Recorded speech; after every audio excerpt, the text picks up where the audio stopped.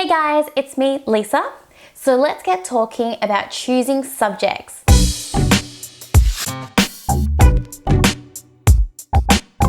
So when you're heading into year 12 or even into year 11, you'll be thinking about which subjects should you do in VCE. And there are so many factors that go into your decision. Should I do subjects that I'm good at? Should I do subjects that are maths and science? Should I do subjects that are all only humanities?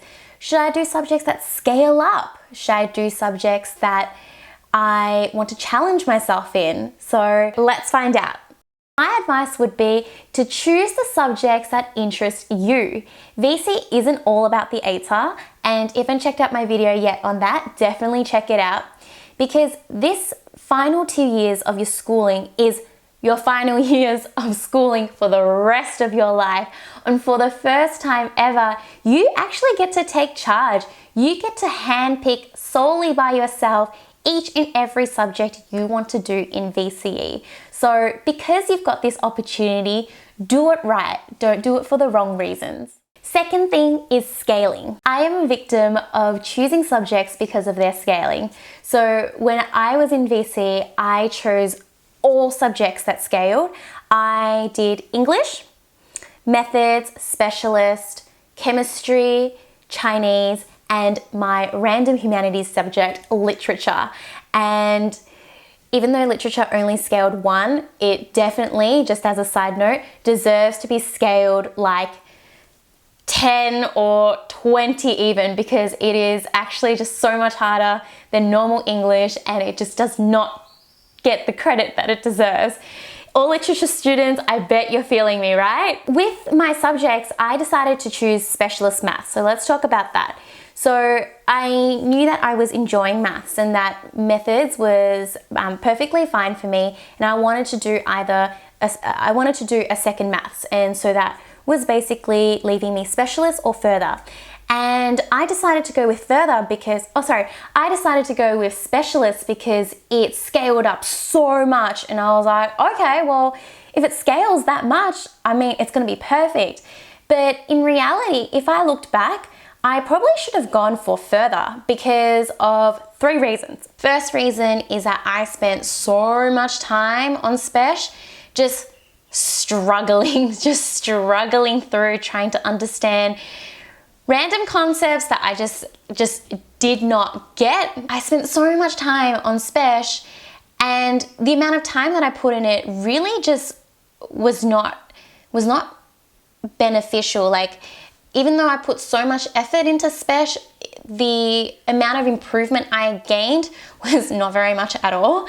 And so with that, the second thing was that because I spent so much time on spec, it meant that it detracted my attention from my other subjects that, you know, if I had focused on those subjects instead, perhaps I would have, you know, gained more confidence in those subjects, done a lot better in those subjects. And thirdly, which is a little thing, but I think also the most important thing, I would have just enjoyed myself a lot more if I had done further. Not to say that like further's easier or anything. I've heard all these stories about, you know, how you can lose marks, really easily in SACs and exams and whatnot, but I just feel like if I had chosen a subject like further, regardless of what I had scored in the end, even if it scaled down, probably would have ended up the same as my spec anyway. I spent so much time on it. Perhaps what would have happened alternatively was that I might have done further, not worked so hard on it, but, you know, had a higher mark that ranked low, that scaled down lower. Next thing you should think about are your top 4 subjects.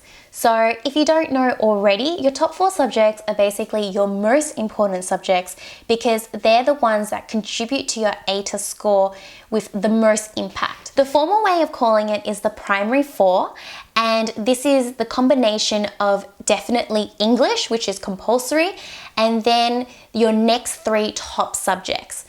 And then from there, you've got your bottom 2 subjects, which are your 5th and potentially 6th subject if you decide to do a 6th. Your bottom 2 is called as such because in terms of calculating your ATAR, they only take 10% of that mark.